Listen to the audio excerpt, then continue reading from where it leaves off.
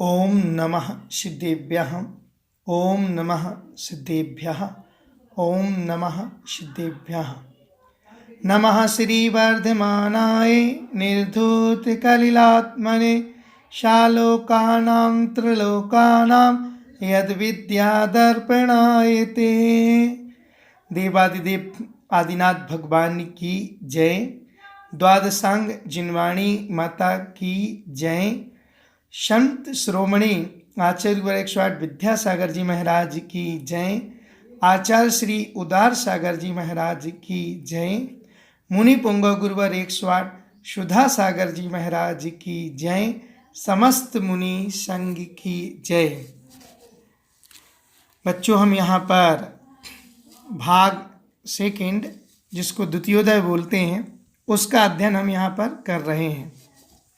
उसमें हम विगत दिनों से जान रहे हैं कि इसमें हमने बड़े बाबा कैसे होते इसके बारे में जाना, पार्श प्रभु के बारे में दूसरा पाठ जाना, खजाना देवगढ़ के बारे में हमने जाना, फिर हमने सच्चा जैन उसकी कैसी पहचान होती है उसके बारे में जाना, अग्नि परीक्षा सीता जी ने कैसे अग्नि परीक्षा दी थी वो 5 पाठ के बारे में जाना, फिर 6वां पाठ हमने शाश्वत तीर्थ मतलब सम्मित शिखर के बारे में जाना, फिर 7वां पाठ आचार्य कुंद देव ने कौन से ग्रंथ रचे क्या इसके बारे में जाना, फिर 8वां समोसरण कैसा होता है, कितनी सभाएं होती हैं आदि के बारे में हमने उसमें जाना, फिर हमने क्षेत्र महावीर जी चलो महावीर जी पाठ 9 उसके माध्यम से महावीर जी क्षेत्र के बारे में जाना, 10वां पाठ बलशाली अर्थात बाहुबली भगवान कितने बलशाली थे इसके बारे में हमने जाना। अब हम आगे बच्चों यहाँ पर आज पाठ 11 जैन रामायण कैसी होती है उसके बारे में हम समझते हैं। अब यहाँ पर भैया जी प्रश्न करते हैं, क्या प्रश्न है दोहे के माध्यम से हम सुनते हैं। राम भरत और लक्ष्मण भाई एक और थे उन्हें सहाई, ग्रंथ कौन सा कथा बताता, जैनों की रामायण कहाता।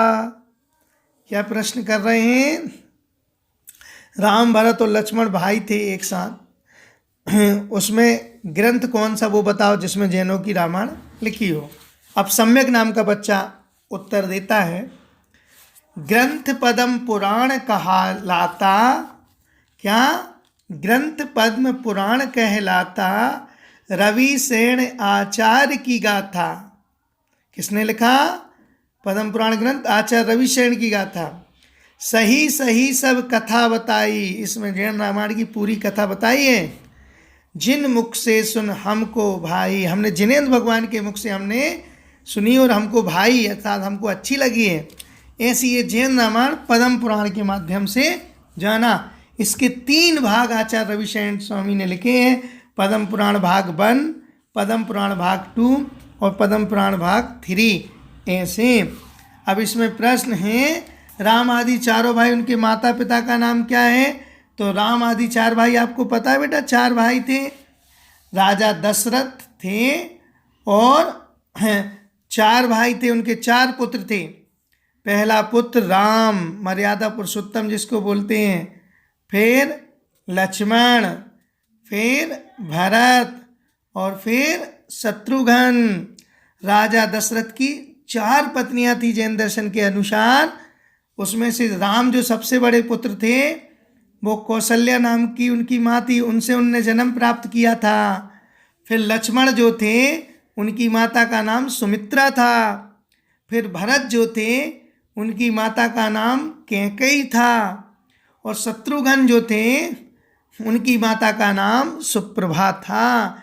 ऐसे 4 पुत्र थे और चारों उनकी माँ थी अलग अलग। ठीक, राजा दशरथ ने 4 विवाह किए थे, उनके 4 पुत्र थे क्रम से।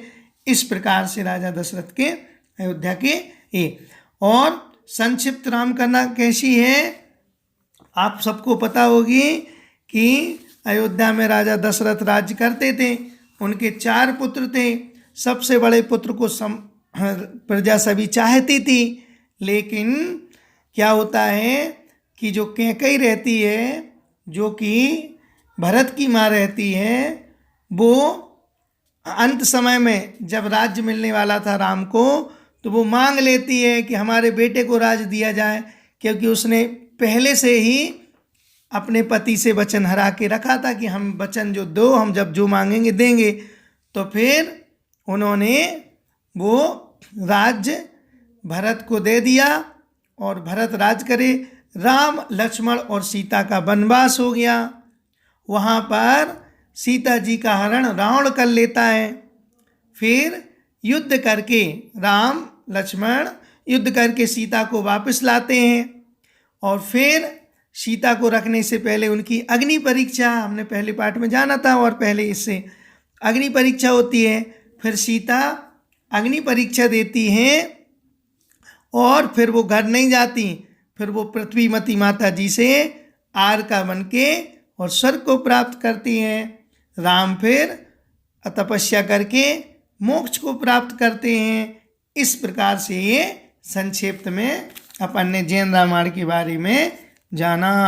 कोई 5 पुराण ग्रंथों के नाम याद कराइए बेटा। 5 पुराण आपको याद करना। सबसे पहला तो यही पद्म पुराण, जिसको जैन रामायण में पद्म नाम था रामचंद्र जी का, इसलिए इसका पद्म पुराण नाम पड़ा। तो पद्म पुराण याद करो बच्चों। पद्म पुराण, आदि पुराण, हरिवंश पुराण, पांडव पुराण, उत्तर पुराण, ये 5 पुराण जो वर्तमान युग में आते हैं ना, ये 5 पुराणों के नाम सबको याद करना है। फिर से एक बार, पद्म पुराण, आदि पुराण, हरिवंश पुराण, पांडव पुराण और उत्तर पुराण। इस प्रकार से ये हमने पाठ 11 जैन रामायण के बारे में कुछ संक्षेप जाना। अब हम आगे चलते हैं और पाठ 12 स्वस्तिक, जिसको साथिया भी बोलते हैं, अपन ने उसके बारे में आज समझते हैं। देखो दीदी जी प्रश्न करती हैं पाठ स्वस्तिक में से, मंगलकारी चिन्ह कहाता, सब धर्मों में आदर पाता, चिन्ह कौन सा हमें बताओ, मंदिर जी में खोज के आओ। क्या है वो? मंगलकारी चिन्ह है। सब धर्मों में चाहे कोई सा भी धर्म हो, स्वस्तिक आदर पाता है। चिन्ह कौन सा हमें बताओ, वह चिन्ह कौन सा होता है, और मंदिर जी में खोज के आओ, और मंदिर जी में खोज के आना चाहिए। तो यहाँ पर अरहम नाम का बच्चा आंसर देता है, चिन्ह साथिया वह कहलाता। बोलो सभी बच्चे, चिन्ह साथिया वह कहलाता, दूजा स्वस्तिक नाम है पाता, प्रभु सुपार्श से उसका नाता, चौगतियों का दुख मिटाता। क्या? साथिया चिन्ह है वो मंगलकारी, उसका दूसरा नाम स्वस्तिक है। साथिया को क्या बोलते हैं? स्वस्तिक भी बोलते हैं। प्रभु सुपार्श से उसका सुपार्शनाथ भगवान, साथ में सुपार्शनाथ का चिन्ह है वो, और चौगतियों का दुख मिटा, चारों गति का दुख मिटाने के लिए स्वस्तिक हमारे लिए मंगलकारी हैं। अच्छे से अपन को स्वस्तिक बनाना सीखना चाहिए कि स्वस्तिक कैसे बनाते हैं। और चारों गतियों के प्रतीक रूप 4 गति के नाम बताओ। कौन कौन सी? देव गति, मनुष्य गति, तिर्यंच गति और नरक गति। इन चारों गति से हमको छुटाता है, दूर करवाता है। सुपार्शनाथ भगवान कौन से क्रम के तीर्थंकर हैं? सुपार्शनाथ 7वें नंबर के तीर्थंकर हैं, जिनका स्वस्तिक चिन्ह है। इस स्वस्तिक हमें बनाना आना चाहिए। हम पूजा करते हैं तो थाली वगैरह में सब में बनता है, इसलिए इसको बनाना सबको सीखना है। अब आगे अपन पाठ 13 विनय, क्या नाम है इसका? विनय। तो उसको अपन पढ़ते हैं।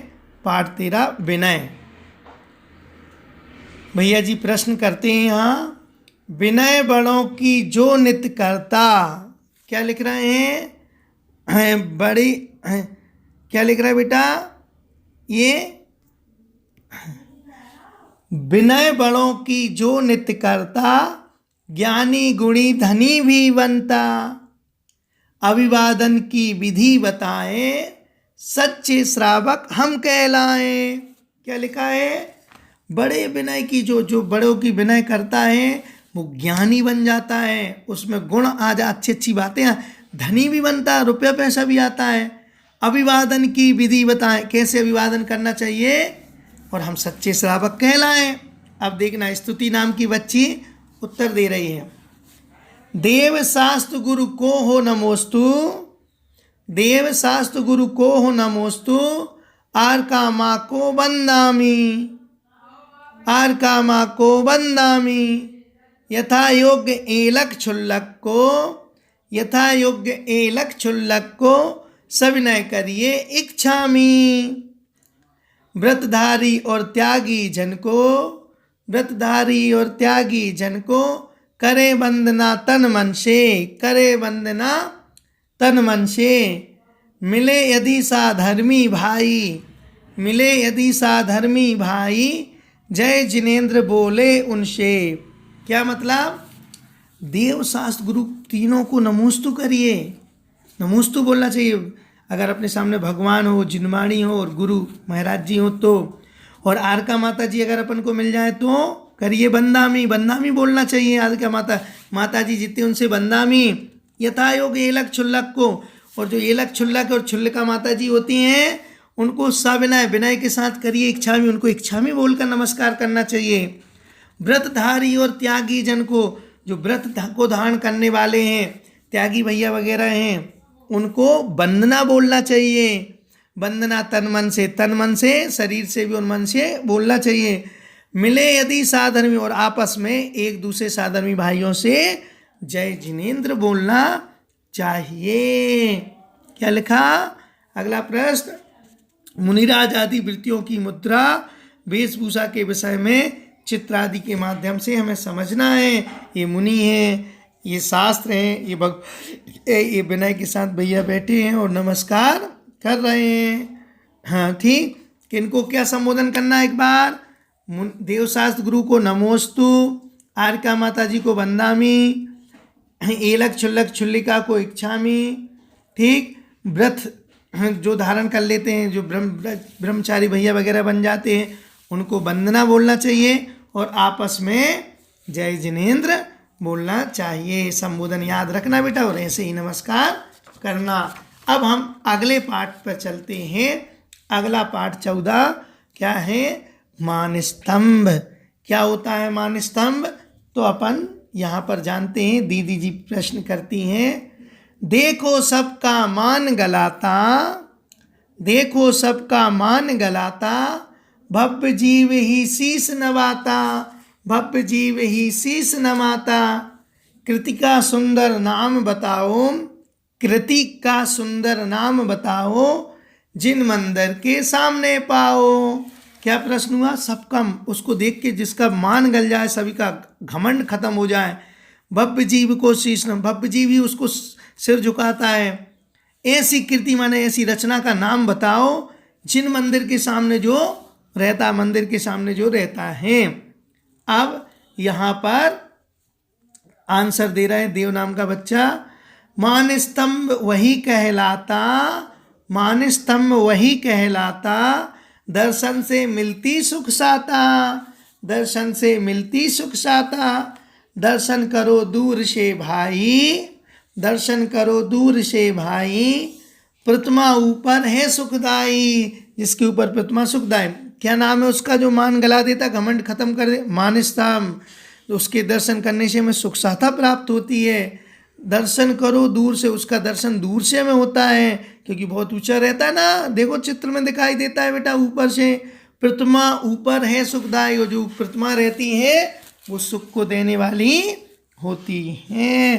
अब हमें क्या करना है? मानस्तंभ का चित्र बनाना है। कैसे बनता है? मानस्तंभ में कितनी प्रतिमा होती हैं? कहीं कहीं 4, कहीं कहीं 8 और कहीं कहीं 12 प्रतिमा भी इस मानस्तंभ में होती हैं। आप लोगों ने कहाँ कहाँ मानस्तंभ देखा? आप आंसर में बताना कि हमने कहाँ कहाँ मानस्तंभ के दर्शन किए हैं। अब चलते हैं अपन बेटा अगले पाठ पर। पाठ 15 वो है, क्या है पाठ 15? चोरी। क्या है पाठ 15 का नाम? चोरी। अब उसके बारे में हम समझते हैं। देखो बेटा, भैया जी प्रश्न कर रहे हैं, काम कौन सा बुरा कहाता, काम कौन सा बुरा कहाता, पाप व्यसन भी है कहलाता, पाप व्यसन भी है कहलाता, नरक निरोध हमें ले जाता, नरक निरोध हमें ले जाता, सही बताओ दुख का दाता। यहाँ भैया जी प्रश्न कर रहे हैं, काम कौन सा जो काम बुरा कहलाता हो, उसको पाप भी बोलते, उसको व्यसन में भी लेते हैं, व्यसन भी लेते हैं। नरक निगोद, अगर वो हम करते हैं तो हम नरक में चले जाएंगे या निगोद में चले जाएंगे। सही बताओ दुख का, जो हमें दुख देता है उसका नाम बताओ। तो अब पिड़म्ब नाम का बच्चा बोल रहा है, चोरी करना पाप कहाता। क्या है उसका नाम? चोरी करना पाप कहाता, काम बुरा है दुख पहुंचाता है, काम बुरा है और दुख पहुंचाता है। कभी किसी का ना धन न चुराना, कभी किसी का धन न चुराना, अपनी मेहनत से सुख पाना। क्या लिखा है इसमें? चोरी करना पाप है, चोरी करना पाप है। काम बुरा है दुख पहुंचाता, ये काम बुरा है, हमें दुख को देने वाला होता है चोरी करना। कभी किसी का धन हरण नहीं करना चाहिए, चुराना नहीं चाहिए। अपनी मेहनत से जितना कमाओ उसको खाना चाहिए और अपना सुख पाना चाहिए। व्यसन किसे कहते हैं? देखो बेटा, जो बुरी आदत होती है ना उसको व्यसन कहते हैं, इसलिए कभी बुरी आदत नहीं बनाना, वो व्यसन कहलाएगा। और पाप का अर्थ क्या है? बुरा काम, बुरा काम करना पाप है। तो ये जो चोरी है ना, ये व्यसन भी है और पाप है। चोरी का क्या फल मिलता है? चोरी से इस लोक में हमें ये जन्म में जेल आदि जाना पड़ता है और परलोक में भी हमें नरक निगोद आदि जाना पड़ता है। इसलिए हमारे दोनों भाव बिगड़ जाते हैं, एक प्रेजेंट का भी और फ्यूचर भी। इसलिए कभी ऐसा नहीं करना, चोरी नहीं करना। इस प्रकार से बेटा ये सभी पाठ अच्छे से पढ़ते जाना और समझते जाना। सरलता से चित्र आते जाते हैं, उसमें आपको समझना है। फिर पाठशाला में आपके एग्ज़ाम होंगे या जैसे भी आपको बता दिया जाएगा उसको आप ग्रहण करना। ठीक, ये छोटी छोटी वीडियो आपको देखना है।